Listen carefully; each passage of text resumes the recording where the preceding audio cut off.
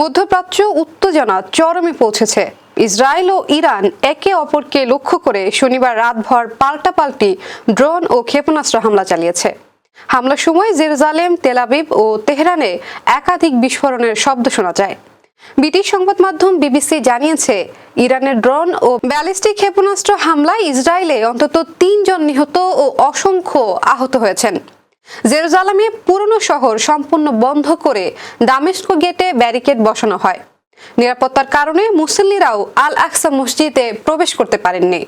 এর আগে শুক্রবার ইসরায়েল ইরানের সামরিক ও পারমাণবিক স্থাপনায় হামলা চালায়। ইরান দাবি করছে এতে ৭৮ জন নিহত এবং ৩২০ জন আহত হন, যাদের অধিকাংশই বেসামরিক। উভয় দেশে একে অপরকে হুঁশিয়ারি দিয়ে নতুন করে হামলার প্রস্তুতি ঘোষণা দিয়েছে।